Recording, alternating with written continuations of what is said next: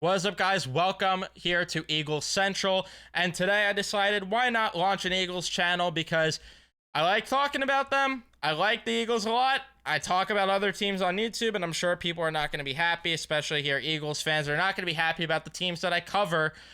But regardless, I decided why not go for it, and let's just see how it goes. But we're going to talk about week one to kick off the channel as the Eagles win 25-20. And wow, was that a hair puller? And wow, did I want to lose my mind during this football game. But thankfully, the Eagles end up getting the win. And you take it and move on. The only thing that's concerning is, well, I should say the only thing, because there are a lot of concerns, don't get me wrong. But the biggest concern is the fact that they have to turn it around and play on Thursday next. So that's the biggest concern, is that they have to try and right the ship here as quick as possible on Thursday.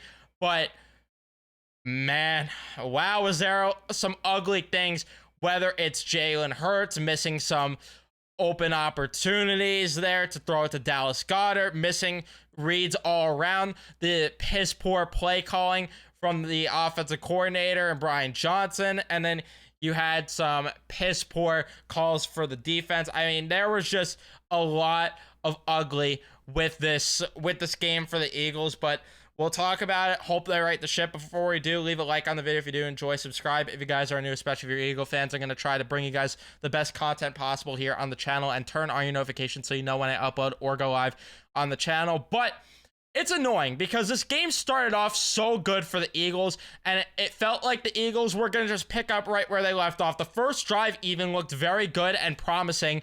It ended up being 3 points at the end of it, but it looked good. It looked like the way the Eagles ended the season too, where Gainwell was getting involved a lot of RPOs also throughout that first drive. And it looked like the Eagles, again, were actually going to freaking wipe the floor with the New England Patriots, and Bill Belichick and Mac Jones did not stand a chance. That's what it looked like. Even from the first drive, it looked like that.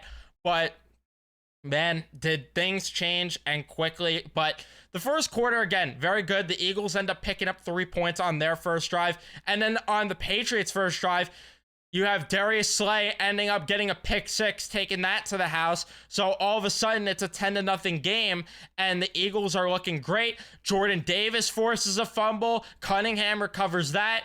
And then the offense yet again does their thing. Hurts finds Brown for a first down, and then Wise ends up getting a sack, but there was a holding penalty there. That got to be an automatic first down, and then Hurts finds Devontae Smith in the end zone, and that made it 16-0. Unfortunately, Elliott missed the extra point, but regardless, all of a sudden it's 16-0 early, and it's like, okay, and then you have Mac Jones running for his life from Jalen Carter, who I thought had a very good NFL debut.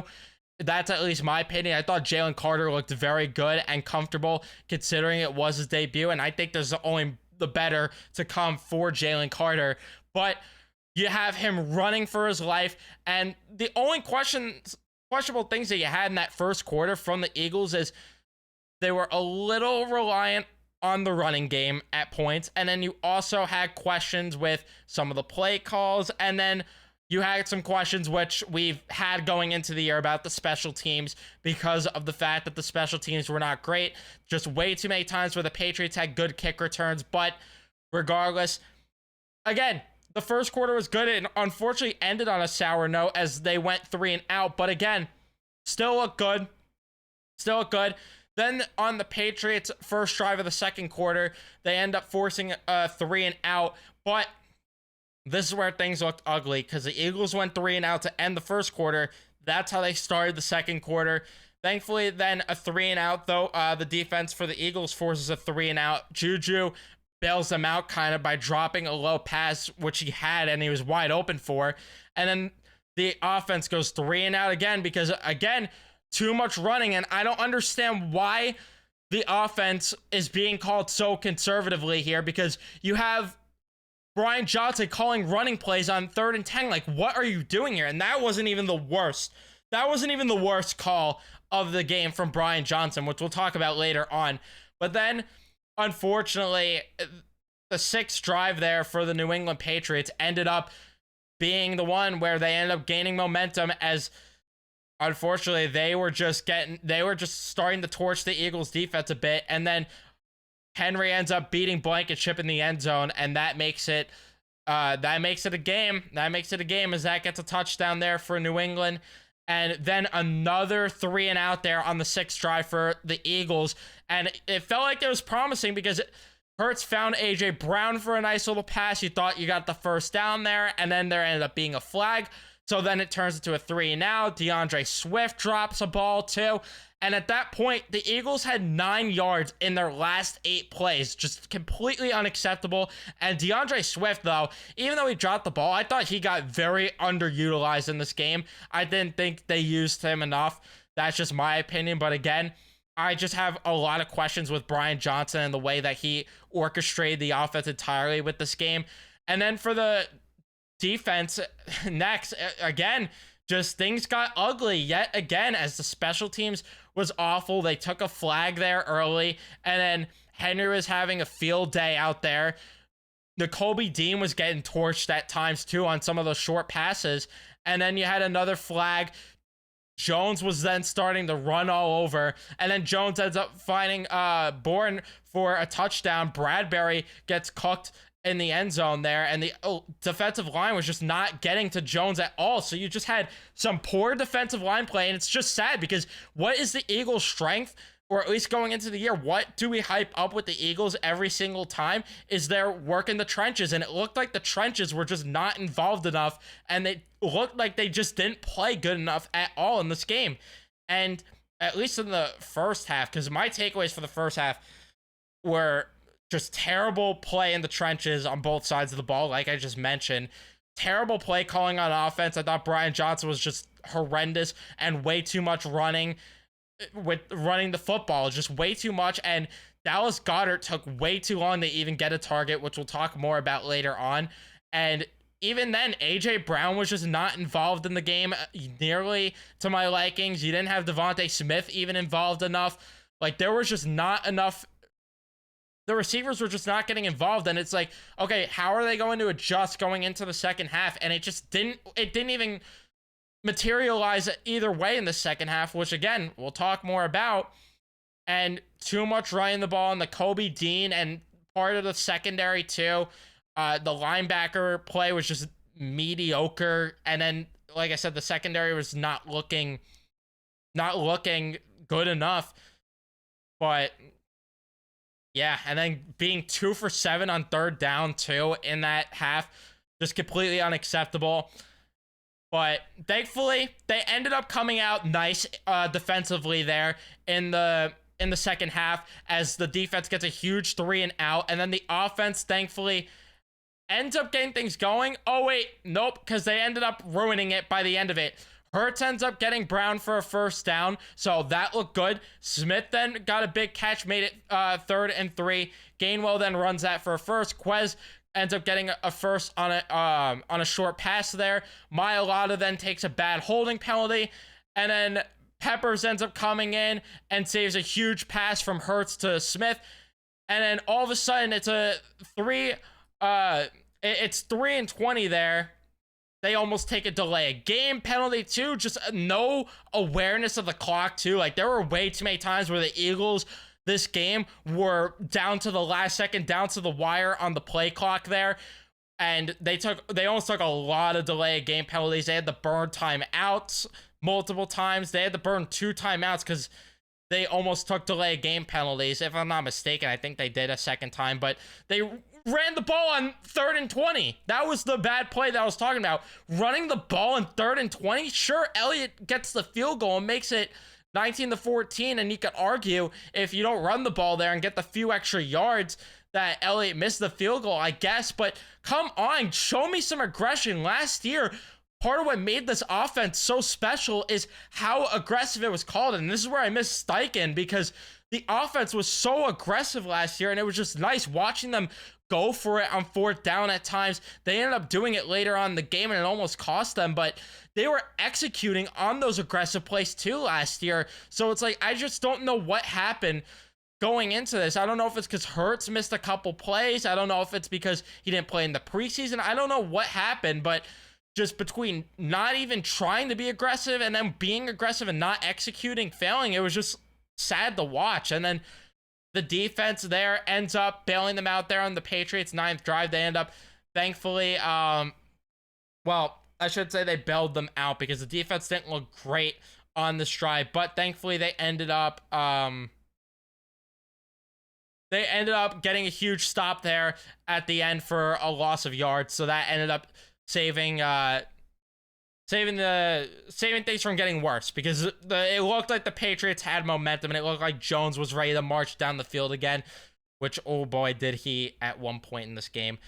The offense on their drive, Hurts ends up escaping the pocket at one point for a first down, but it just, again, it felt like the game plan was just using Gainwell, and Smith started to get involved every now and then, but just not enough. That ended the third quarter. We go to the fourth quarter, and they continue the drive there, and Hurts missed a wide open Goddard. Smith ended up making up for it, thankfully, but Hurts missed Goddard over and over again on this drive in particular too. And then the first time he finally targets Goddard was a bad throw and a bad effort, and then Smith was wide open and ended up beating, I don't know who it was covering Smith, but he ends up beating him, and Hurts doesn't even see it.